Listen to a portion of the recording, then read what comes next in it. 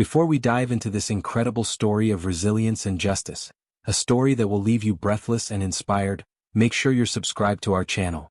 We bring you captivating narratives like this one regularly, stories that explore the strength of the human spirit and the power of community. Hit that subscribe button and the notification bell now so you don't miss out on any of our upcoming content. Join our community of story lovers and get ready to be amazed. Now let's get into the heart of this gripping tale. Jonathan "Johnny" Rivers, a man whose weathered face and calloused hands spoke of a life lived close to the earth, stood his ground. The Willow Creek Homeowners Association (HOA), a collective of meticulously manicured lawns and cookie-cutter houses, wanted him to join their ranks. More specifically, they wanted his small yet thriving farm, a vibrant splash of rurality nestled incongruously amidst their pristine suburban development, under their iron-fisted control. Johnny, a fiercely independent soul with a deep-seated respect for tradition, refused. He'd inherited the land, a sprawling 5 acres, from his grandfather, a man who'd instilled in him not only the secrets of successful farming but also a healthy skepticism of authority and a profound appreciation for self-sufficiency. The HOA's rules, with their obsessive focus on uniformity, their restrictive covenants that dictated everything from the shade of your mailbox to the height of your hedges, and their endless stream of bureaucratic red tape, clashed violently with Johnny's free-spirited, agrarian approach to life. He preferred the rich, earthy scent of freshly tilled soil, the sweet aroma of ripening fruit, and the comforting clucking of his chickens to the sterile, antiseptic perfection the HOA demanded. His farm, a testament to his grandfather's legacy and a product of his own hard work, was more than just a piece of land.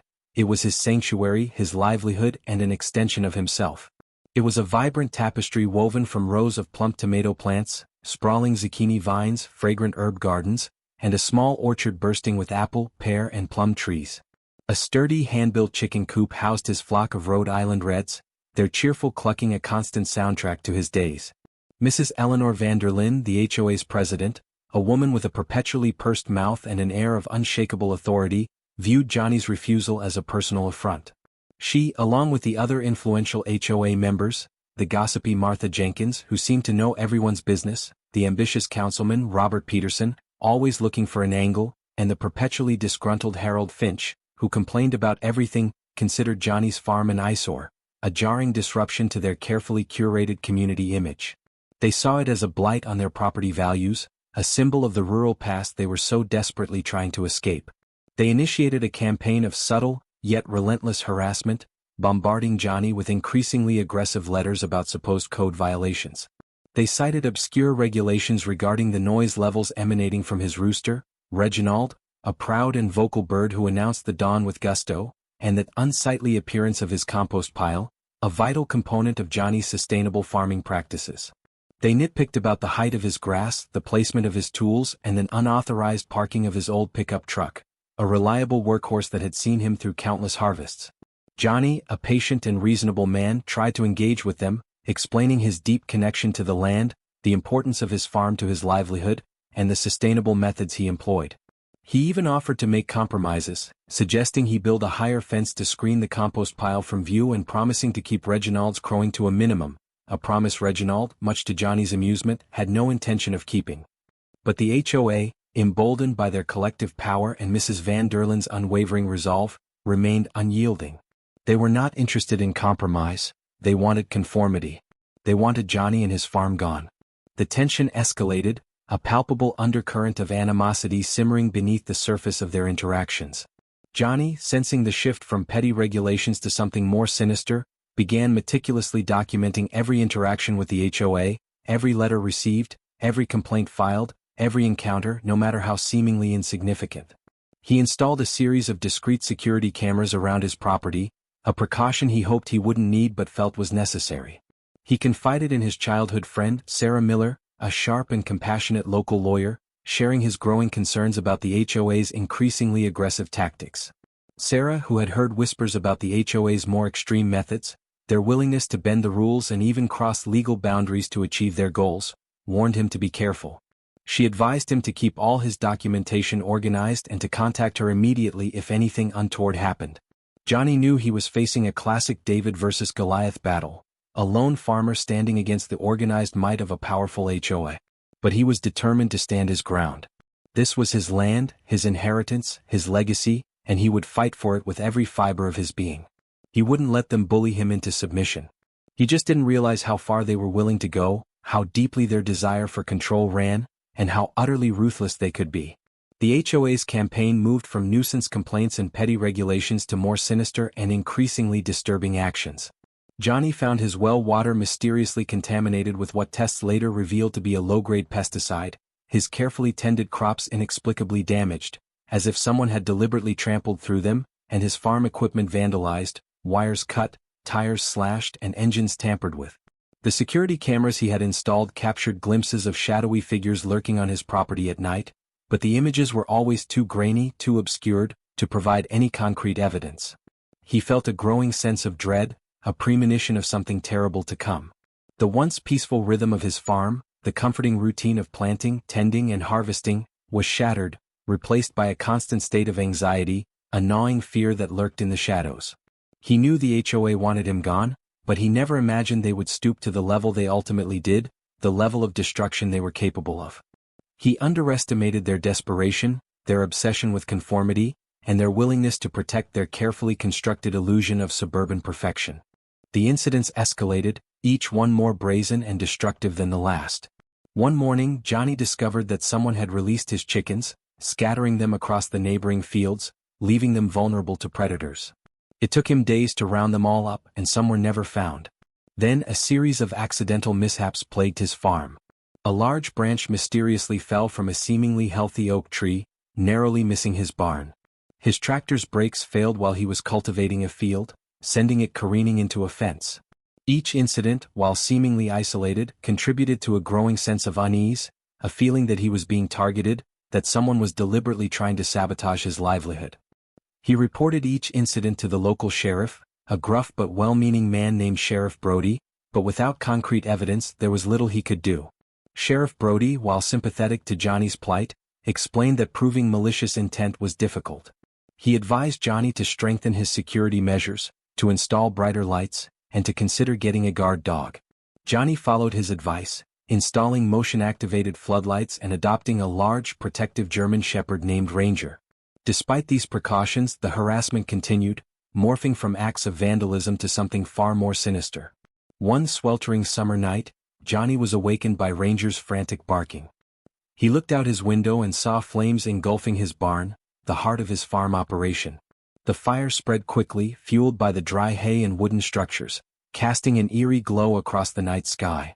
Johnny, his heart pounding in his chest, rushed outside, desperately trying to save his livestock. He managed to free most of the animals, but a few were trapped inside, their panicked cries echoing through the inferno. The heat was intense, the smoke thick and choking.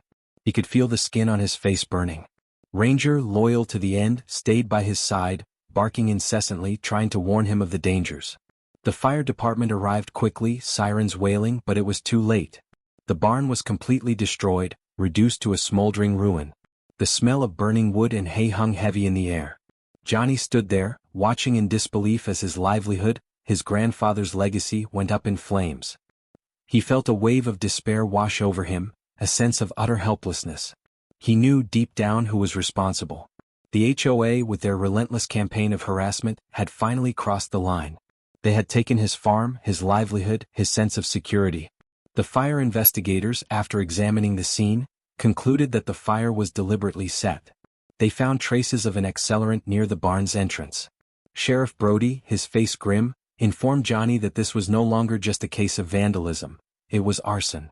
He promised to do everything in his power to bring the perpetrators to justice. Johnny, numb with grief and exhaustion, watched as the firefighters sifted through the charred remains of his barn. He saw the blackened skeletons of his farm equipment, the twisted metal of his tools, the ashes of his hard work. He felt a profound sense of loss, not just for the material things he had lost, but for the sense of security and belonging that his farm had represented. It was more than just a farm, it was his home, his connection to his past, his hope for the future. And now it was gone, reduced to ashes by the malice of others. Sarah Miller, upon hearing the news, rushed to Johnny's side. She was shocked and outraged by what had happened. She assured Johnny that she would do everything in her power to help him, both legally and emotionally. She knew that this was more than just a case of arson. It was a culmination of a long campaign of harassment, a deliberate attempt to drive Johnny off his land. She suspected the HOA was involved, but proving their involvement would be a challenge. They were powerful, well-connected, and they had a history of using their influence to get their way. Sarah knew that they would need to gather irrefutable evidence to build a solid case against them.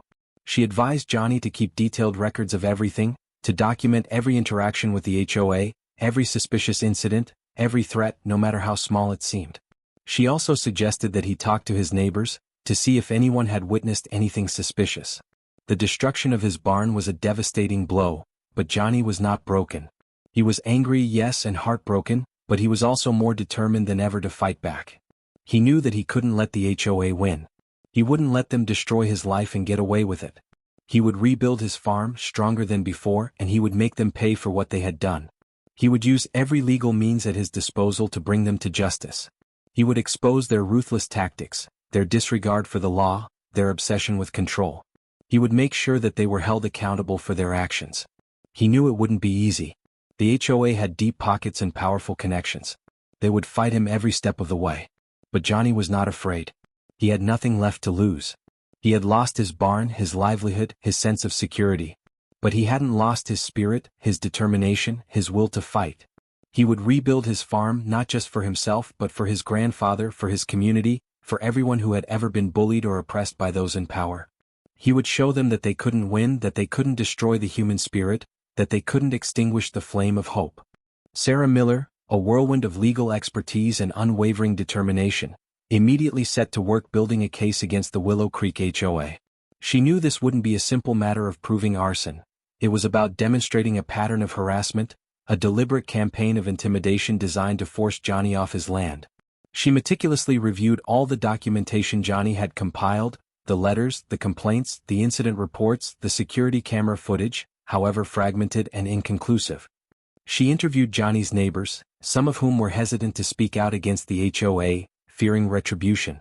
However, Sarah's persistent questioning and her genuine concern for Johnny's plight eventually yielded some valuable information. A few neighbors admitted to witnessing suspicious activities: a dark van seen near Johnny's property on the night of the fire, individuals tampering with his well, and late-night meetings at Mrs. Van Derlen's house. While none of this constituted hard evidence, it painted a disturbing picture of a coordinated effort to target Johnny. Sarah also delved into the HOA's records, scrutinizing their financial transactions, their meeting minutes, and their communications. She discovered a series of questionable expenditures, including payments to a private security firm and unusually large sums allocated for landscape maintenance in areas adjacent to Johnny's farm. She also found evidence of internal discussions about Johnny's property, with several HOA members expressing their desire to acquire his land, ostensibly to expand the community's recreational facilities. This discovery provided a crucial motive for the HOA's actions. They wanted Johnny's land and they were willing to do whatever it took to get it. Sarah filed a lawsuit against the Willow Creek HOA, alleging arson, property damage, harassment, and intentional infliction of emotional distress. The lawsuit sought $600,000 in damages, a figure that represented the cost of rebuilding Johnny's barn, replacing his equipment, compensating him for his lost income, and punishing the HOA for their egregious conduct. The legal battle quickly became a David versus Goliath affair, with Johnny, the lone farmer, facing off against the powerful and well-funded HOA. The HOA hired a high-powered law firm, known for their aggressive tactics and their ability to bury opponents in legal paperwork. They denied all the allegations, claiming that the fire was an accident and that they had nothing to do with the other incidents. They portrayed Johnny as a disgruntled farmer, trying to extort money from the HOA. The courtroom became a battleground, with both sides presenting their evidence and their arguments. Sarah, with her sharp intellect and her unwavering belief in Johnny's innocence, skillfully cross-examined the HOA members, exposing their inconsistencies and their evasiveness. She presented the neighbor testimonies, highlighting the suspicious activities and the coordinated nature of the harassment. She introduced the HOA's financial records, revealing the questionable expenditures and the internal discussions about Johnny's property. The HOA's lawyers, on the other hand, tried to discredit Johnny, portraying him as a troublemaker, a conspiracy theorist, and a litigious individual. They argued that the fire was likely caused by Johnny's own negligence, citing his supposedly lax maintenance of his farm equipment. They also attacked the credibility of the neighbor witnesses, claiming they were biased against the HOA. The trial dragged on for weeks, with both sides presenting a mountain of evidence and legal arguments. The atmosphere in the courtroom was tense, with Johnny and Sarah facing constant pressure from the HOA's lawyers and their supporters. Mrs. van der Linde, sitting at the head of the HOA's legal team, maintained a steely gaze, radiating an air of confidence that bordered on arrogance. She seemed convinced that the HOA would prevail, that their wealth and influence would ultimately triumph over Johnny's claims. Johnny, despite the stress and the uncertainty, remained steadfast in his pursuit of justice. He knew that he was fighting not just for himself, but for all the small landowners, the independent farmers, the individuals who were being bullied and oppressed by powerful organizations. He believed in the legal system and he trusted that the truth would eventually prevail. He sat in the courtroom every day, listening attentively to the proceedings, supporting Sarah in every way he could. He was determined to see this through to the end, no matter the cost. The trial took a dramatic turn when Sarah presented a piece of evidence that had been overlooked by everyone, a hidden camera, installed by Johnny shortly before the fire, that had captured a brief but crucial moment. The footage, though grainy and shaky, showed a figure, cloaked in shadows, approaching Johnny's barn on the night of the fire. The figure was carrying a container, which appeared to be the accelerant used to start the blaze. While the footage was not clear enough to identify the individual, it provided undeniable proof that the fire was deliberately set. This revelation sent shockwaves through the courtroom. The HOA's lawyers, visibly shaken, tried to argue that the footage was manipulated, but Sarah presented expert testimony confirming its authenticity. The judge, after reviewing the evidence and hearing the arguments, delivered his verdict. He found the Willow Creek HOA liable for arson, property damage, harassment, and intentional infliction of emotional distress. He awarded Johnny the full $600,000 in damages, plus court costs and attorney fees. Justice had finally been served.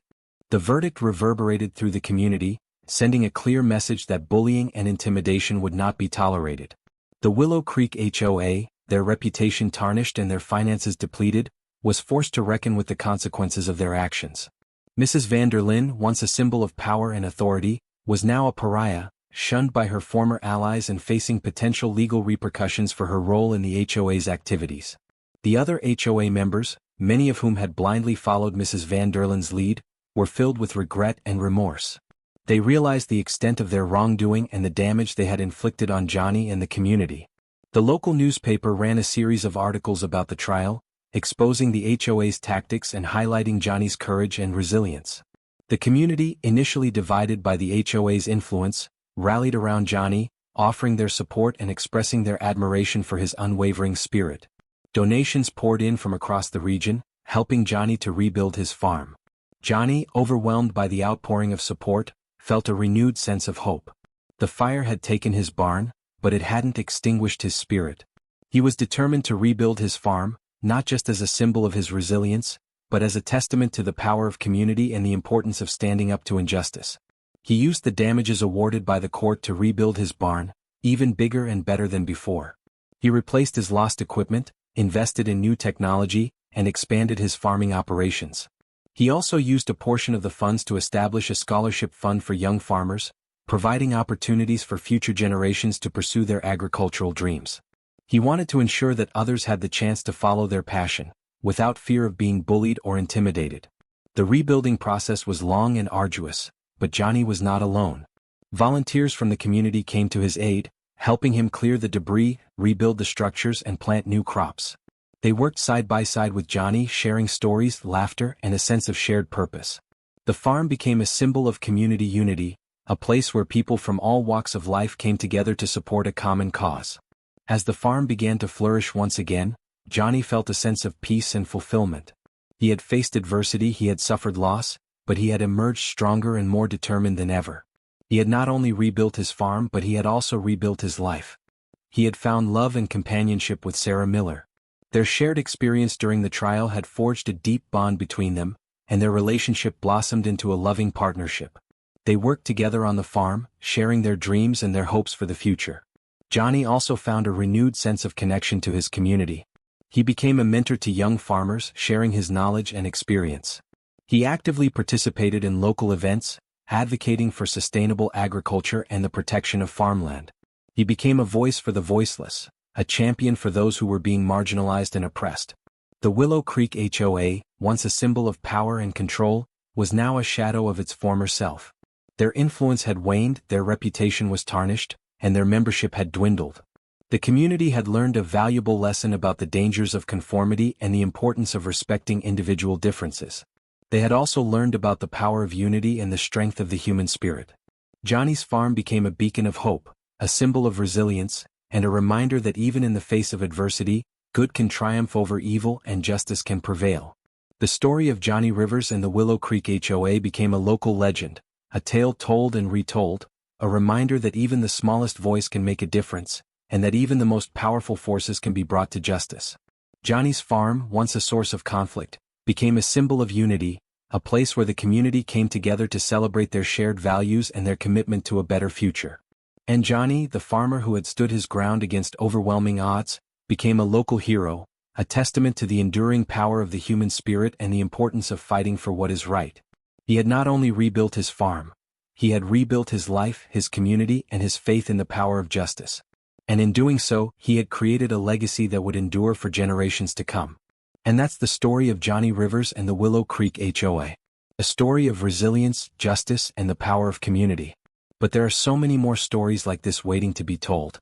Stories of ordinary people facing extraordinary challenges, stories of triumph over adversity, stories that inspire and uplift.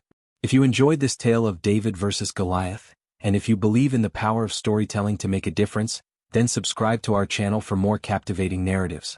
Hit that subscribe button and the notification bell so you don't miss out on future stories that will touch your heart and ignite your spirit.